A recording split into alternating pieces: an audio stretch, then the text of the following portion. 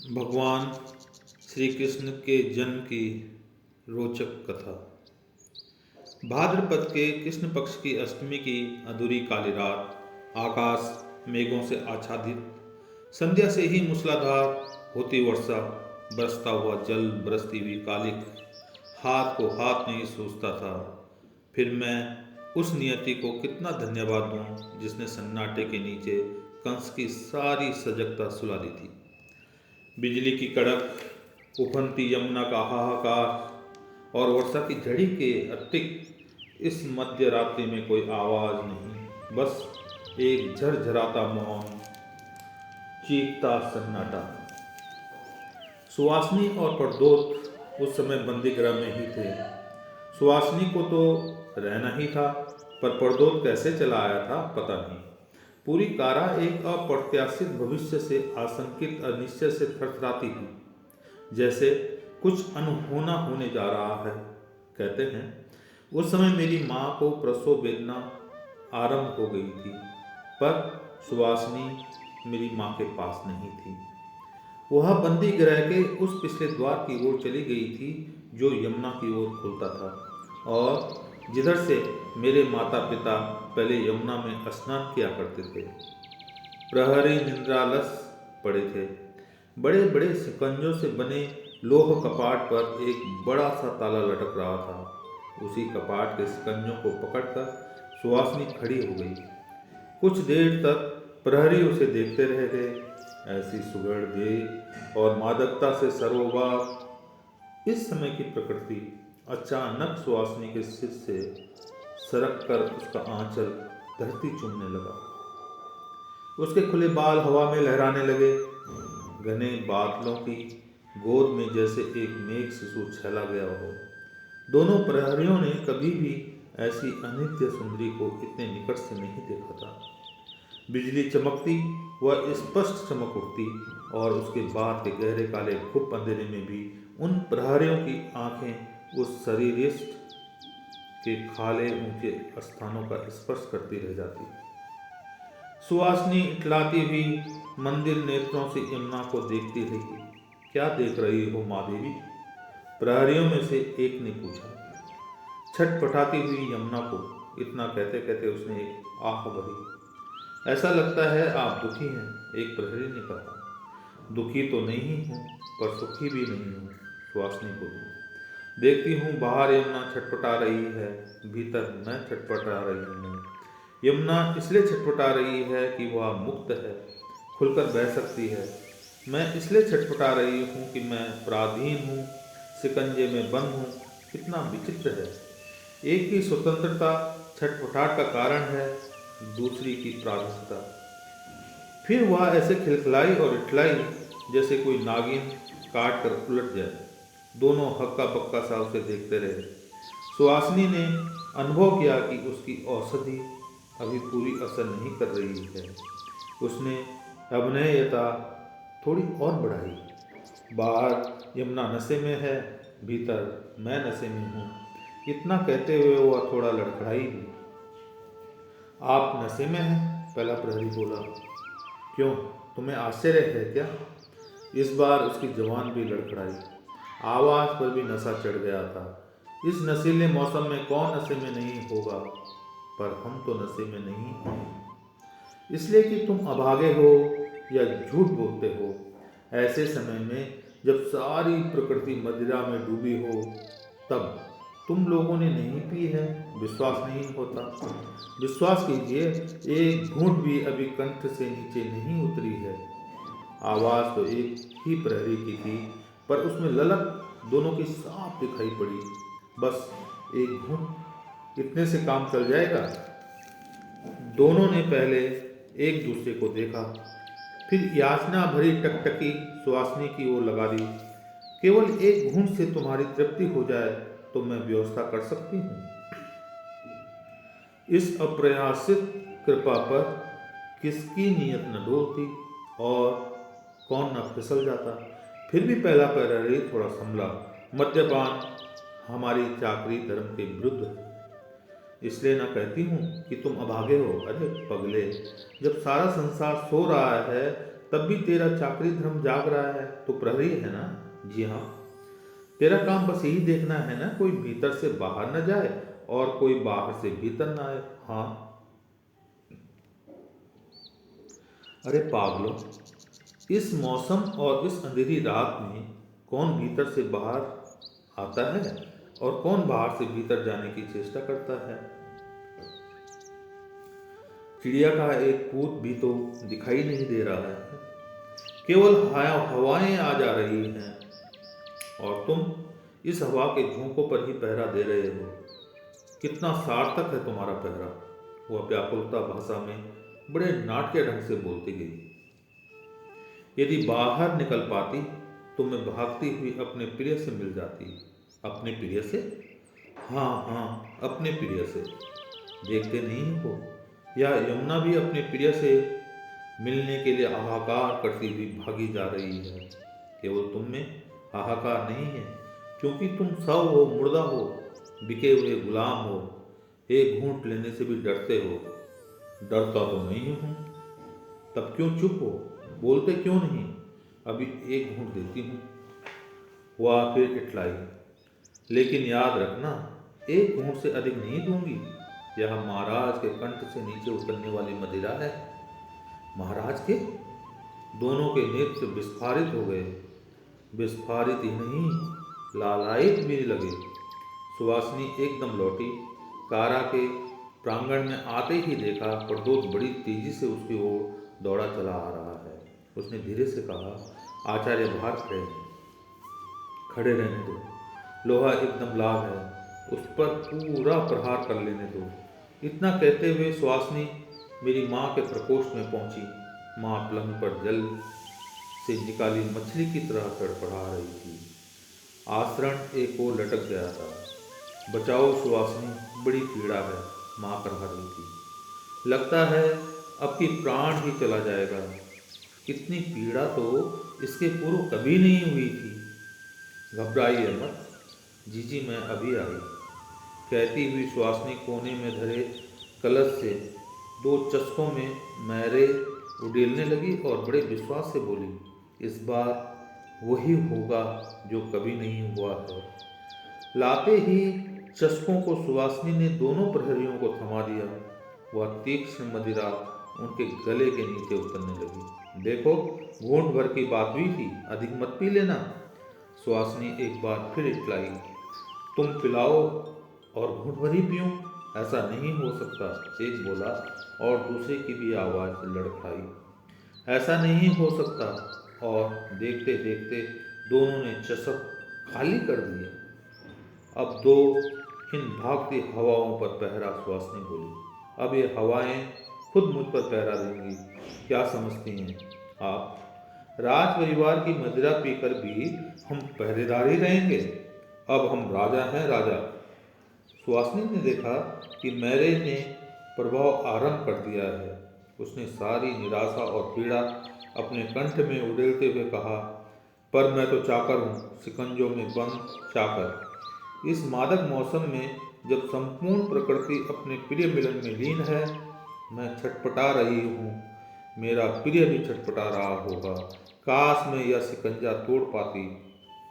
तोड़ने की आवश्यकता क्या है?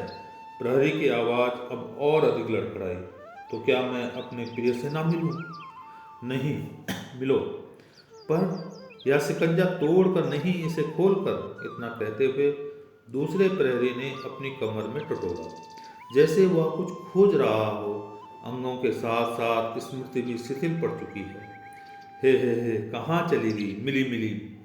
वह ताली निकालकर लड़खड़ाते हुए स्वर में बोला, लो, लेकिन अपने प्रिय से मिलने के बाद चली जरूर आना मेरी प्राण। सुहासिनी ने तुरंत से ताली लेकर अपने कमरे में खोस ली।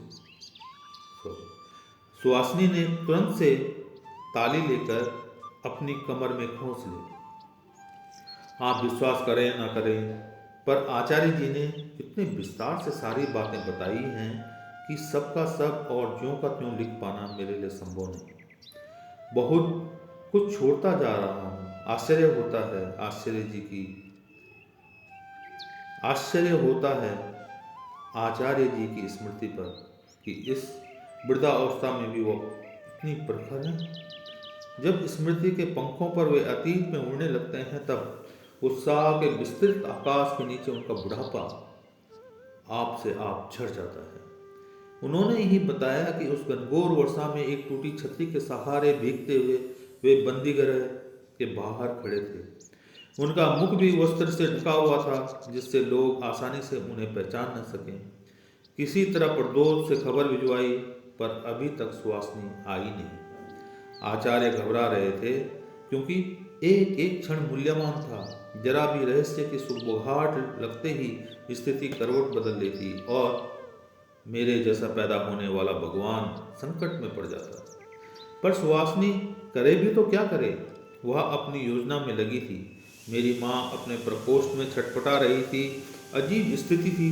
प्रकृति छटपटा रही थी, हवाएं छटपटा रही थी, यमुना छटपटा रही थी, मथुरा में हर सज्जन की अस्मिता छटपटा रही थी।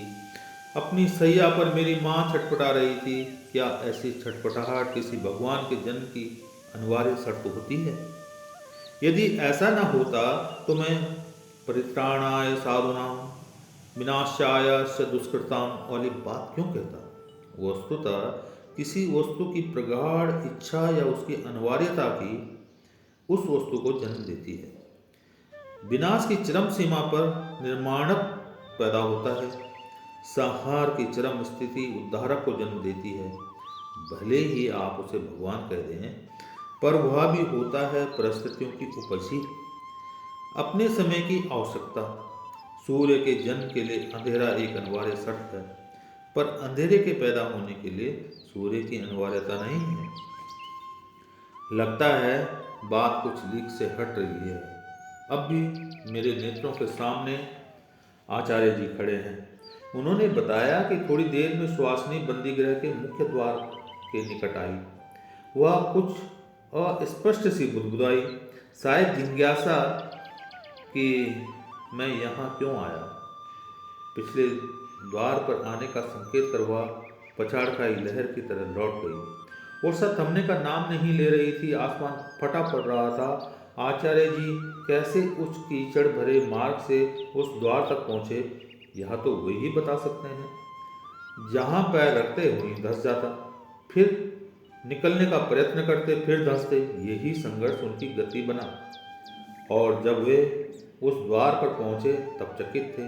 लोग कपाट खुला था, सुवासनी खड़ी थी और दोनों प्रहरी गहरी नींद में सो रहे थे। अरे, तुमने कपाट खोल दिया?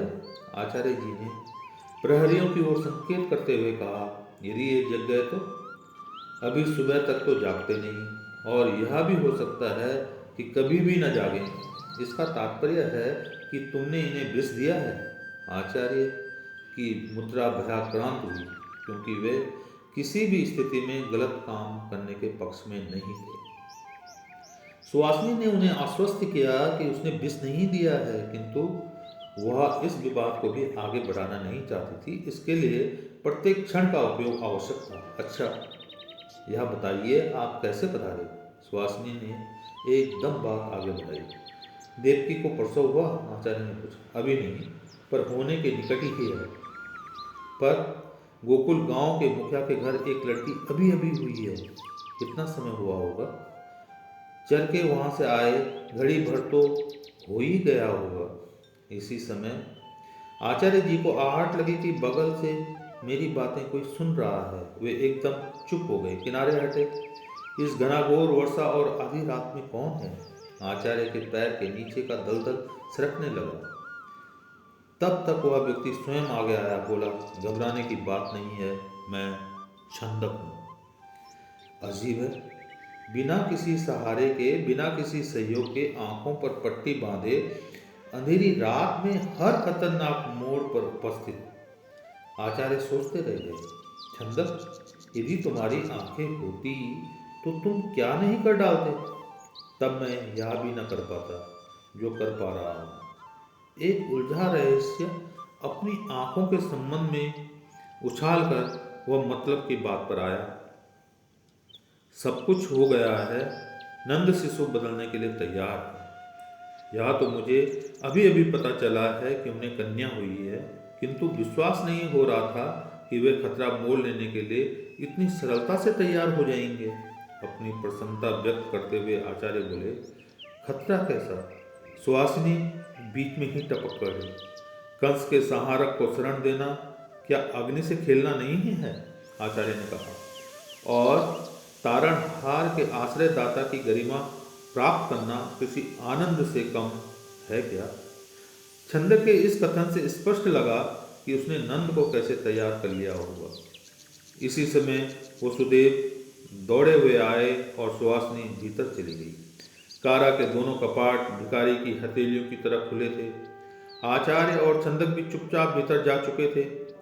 प्रहरी गहरी निद्रा में सो रहे थे, पर भाद्रपद के कृष्ण पक्ष की अष्टमी की यह काली रात अपनी सभी भंगिमाओं के साथ जाग रही थी। यमुना उन्मत्त थी, हवा उन्मत्त थी, मेघ उन्मत्त थे। देवकी तारणहार को जन्म देने जा रही थी। एक सूर्य इस गहन अंधकार में से प्रसूत होने के लिए व्यग्र था। निश्चित रूप से यदि आचार्य जी न होते तो यह सारी कहानी मुझे न मिलती। हजारों मुखों से गुजरती हुई कथा तो आ जाती, पर उसके बीच का तनाव और मथुरा के राजनीतिक जीवन की घुटन का आभास मुझे न लगता। आचार्य जी ने ही बताया कि मेरे जन्म लेते ही वर्षा और तेज हो गई थी। हवा का पागलपन और अधिक बढ़ गया था। अब प्रश्न था मुझे गोकुल गांव ले जाने का और यशोदा की पुत्री को यहाँ लाने का। किसमें साहस है जो उफनती यमुना पार करे, और वह भी शिशु को लेकर?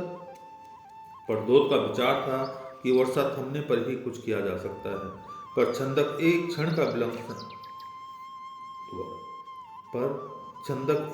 का विलंब सहन करने के पक्ष में नहीं था, क्योंकि मेरे जन्म की बात छिपने वाली नहीं थी। मुझे अच्छी तरह याद है कि आचार्य जी ने मुस्कुराते हुए बताया था कि तुम जन्म से ही नटखट थे। पैदा होते ही कियां का ऐसा शोर मचाया था कि हम सब घबरा उठे थे। तुम्हारी माँ तुम्हें चुप कराने के लिए स्तन से तुम्हें हटाना नहीं चाहती थी, पर तुम थे कि हाथ पैर मारे जा रहे थे। लग रहा था कि अनिश्चितता के इस अंधकार में तुम तैरने का अभ्यास कर रहे हो, और औसत बच्चे से तुम भारी भी थे। इसे अभी ही हटाना होगा, चाहे जैसे भी संभव हो, छंदक ने कहा। किंतु इस वर्षा और नदी के तूफान में किसका साहस है जो तैर कर यमुना पार करे? प्रद्योत बोला। क्यों, नाव की व्यवस्था नहीं हो सकती? प्रलम्ब ने कहा। नाव का नाम मत लेना, छंदक बोला। घाट से नाव लाई जाए और वह भी कारा के पिछले द्वार पर, बात क्या छिपी रहेगी? सवेरा होते होते कंस का क्रोध मथुरा के रक्त से यमुना को लाल कर देगा। बच्चों जैसी बात मत सोचो, जल्दी करो।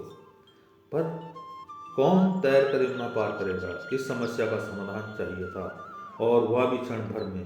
अंत में मेरे पिता वसुदेव ने ही इस कार्य का बीड़ा उठाया। आचार्य जी के अनुसार वे अच्छे तैराक थे। वे कई तरह से तैरना जानते थे।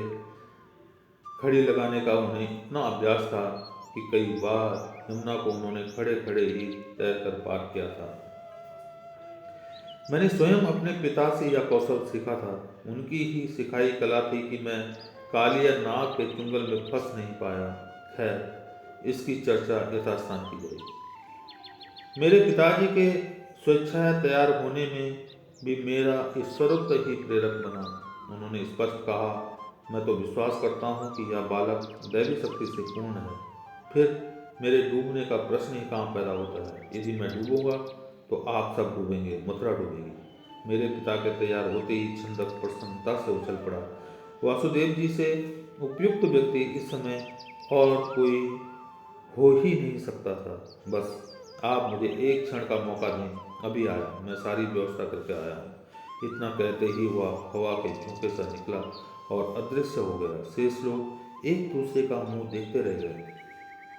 अब देखो छंदक कौन सी कोठी चलता है? पल्लव की आवाज थी। भाई, इस सारी व्यवस्था में उसकी प्रमुख भूमिका है। आचार्य जी ने कहा। कुछ सोचकर ही वह बाहर गया होगा। शायद वसुदेव जी के लिए मार्गदर्शक की व्यवस्था कर रहा होगा।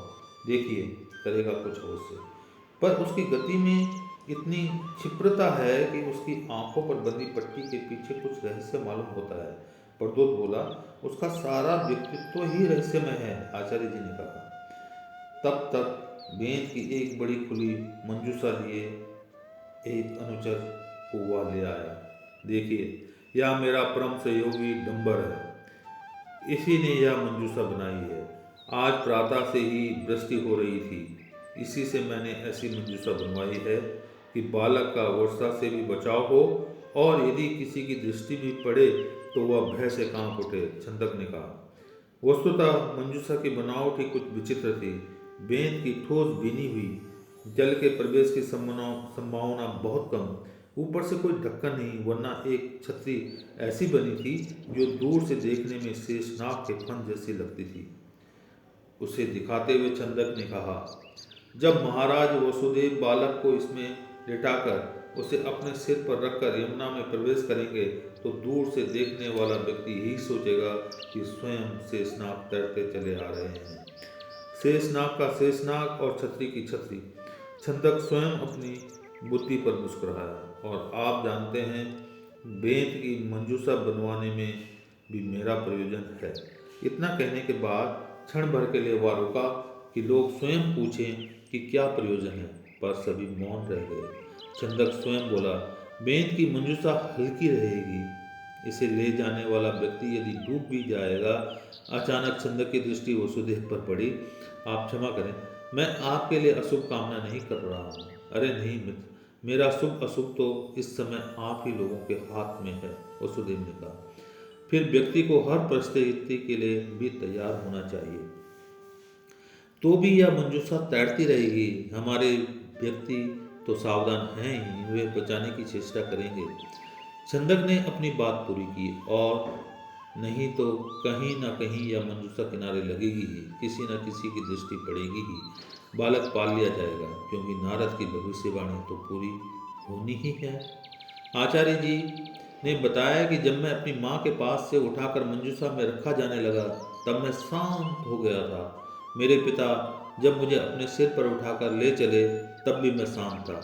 यूं भी नवजात शिशु उठाने और हिलाने डुलाने से शांत हो जाता है, किंतु मेरे संदर्भ में लोगों को यह असाधारण बात लगी। कुछ क्षणों पूर्व रोता चिल्लाता शिशु इस समय एकदम शांत है, कैसा हंस रहा है, अवश्य कोई बात है। वस्तुतः वस्तु जैसी होती है, हम उसे वैसा नहीं देखते, वरना हम जैसे होते हैं वस्तु हमें वैसे ही दिखाई देने लगती है। लोग मुझ में ईश्वरत्व खोज रहे थे और मैं उन्हें ईश्वर दिखाई देने लगा था। जब मेरे पिताजी मुझे अपने सिर पर उठाकर चले तब भी वर्षा तेज हो रही थी। यमुना का क्षिप्र प्रभाव अपनी सारी मर्यादाएं तोड़ता चला जा रहा था। फिर भी किसी को कोई चिंता नहीं, आशंका नहीं। मेरे पिताश्री की तैरने की क्षमता के कारण नहीं, वरना मेरे ईश्वरत्व के कारण। मैं तो अमर हूँ, मरूंगा ही नहीं। यमुना मुझे निगल नहीं सकती, वायु मुझे सुखा नहीं सकती, शस्त्र मुझे भेद नहीं सकता। नैन छिदन्ति शस्त्राणि नैनम दहति पावका। मैं ईश्वर हूँ, नारद मुनि की भविष्यवाणी पूरी करने आया हूँ। चलते समय छंदक ने मेरे पिताजी से कहा, देखिए घबराइए नहीं, सारी समस्या इस बाढ़ की नदी की है। नदी पार करते ही 2 अनुचर आपको मिलेंगे, और अनुचर के अतिरिक्त कहीं दूसरे मिल गए तो? पिताजी की शंका स्वाभाविक थी, उसकी भी व्यवस्था मैंने की है। छंदक अपनी सजगता के हैं पर दूसरों को देखता हुआ मुस्कुराया। वे व्यक्ति तो आपको पहचान ही लेंगे, वे आपको अंगूठा दिखाते हुए मुस्कुराएंगे, तब समझ लीजिएगा कि वे मेरे ही भेजे चर हैं। इधर पिताजी यमुना में प्रविष्ट हुए और उधर प्रद्योत तथा सुहासिनी को छोड़कर सभी व्यक्ति कारा के उसी पिछले द्वार से बाहर निकल आए। घबराहट तो बनी ही थी। बात्या चक्र में पड़ी पर्णकुटी की तरह यह सारी योजना एक पल में बिखर सकती थी। सुहासिनी ने धीरे से लोह द्वार के शिकंजे बंद किए और कुंडी भी लगा दी, क्योंकि हवा के तेज झोंकों से वे आपस में लड़कर एक तीखी ध्वनि पैदा करते थे, जिससे प्रहरियों के जगने का भय था। यद्यपि वे खर्राटे की नींद ले रहे थे। सुहासिनी ने उनकी ओर देखा और उनकी अचेतनता पर मुस्कुराई। सारी प्रकृति मैरे के नशे में झूमती हुई आनंद ले रही है, और तुम सो रहे हो। कभी कभी एक मामूली सी बात भी जिसका कोई अस्तित्व नहीं इतना महत्वपूर्ण स्थान बना लेती है कि आश्चर्य होता है। साथ ही हंसी भी आती है उस घटना पर। बात यह हुई कि मेरे पिताजी ने आधी से अधिक यमुना पार कर ली थी, फिर भी दूसरा तट दिखाई नहीं दे रहा था, क्योंकि बाढ़ का पानी खेतों को डुबाता हुआ राजपथ तक पहुंच गया था। मेरे पिताजी परेशान तो बहुत थे, पर उन्हें किनारे लगने का विश्वास हो चला था। इसी समय पानी का एक जोर का थपेड़ा आया और मेरे पिताजी के सिर पर से निकल गया। वे लड़खड़ाते लड़खड़ाते बचे। जब उन्होंने लौटकर यह घटना दूसरों को सुनाई, तब लोगों ने बड़े विश्वास से कहा, जानते हो, यमुना प्रभु का चरण स्पर्श करना चाहती थी, इसलिए उसका थपेड़ा आपके सिर पर से निकल गया। चरण स्पर्श के बाद वह एकदम शांत हो गई होगी। मेरे पिता ने भी स्वीकृति में सिर हिलाया। हाँ, इसके बाद तो कमर तक ही पानी रह गया था। एक अप्रत्याशित लहर मेरे जीवन में लिख गई। उसने इतिहास बना लिया। लोग आज तक समझते हैं कि यदि मैं भगवान न होता तो यमुना मेरे चरण स्पर्श के लिए उतावली क्यों होती। जब तक मेरे पिता लौटे नहीं, लोग दम साधे खड़े रहे। एक एक पल भारी पड़ रहा था और सब थमने का नाम नहीं ले रही थी। प्रतीक्षारत लोगों ने ज्यों ही देखा कि नदी में कोई तैरता चला आ रहा है, उन्होंने संतोष की सांस ली। इस बार मेरे पिताजी ने मंजूषा छोड़ दी थी। नवजात बालिका को बगल में दबाए हुए तैरते आ रहे थे। किनारे पर आते ही बालिका को लेकर आचार्य ने सुहासिनी को थमाया। वह द्वार खोलकर प्रतीक्षा में ही खड़ी थी। इस बालिका को मंजूषा में क्यों नहीं लाए? पहुंचते ही चंदक ने पिताजी से पूछा। मंजूषा सिर पर रखकर तैरने में बड़ी कठिनाई थी, केवल खड़ी लगा सकता था, पिताजी ने कहा। ऐसे तो बगल में दबाकर चित या पट तैरता, लहरों को चीरता बड़ी आसानी से चला आया। यदि यह लड़की हाथ से छूट जाती तब बह जाती और क्या होता। अरे, इसे तो मरना ही है। आप तो बड़ी सरलता से बोल रहे हैं, चंदक झुंझलाया। अरे महोदय, देवकी के 8वें शिशु के नाम पर आप कंस को क्या देते? कहीं मुंह दिखाने लायक रह जाते। और क्या गुजरती, इसे तो भगवान ही जाने। सबने छंदक को मौन भाव से सुना। उसने कहा, तो ठीक ही था, पर भगवान जो करता है ठीक ही करता है। इस विश्वास के साथ लोगों ने यह अध्याय समाप्त कर दिया। तो मित्रों, भगवान श्री कृष्ण के जन्म से संबंधित यह रोचक कथा आपने भगवान श्री कृष्ण की जीवनी सुनी। ठीक है।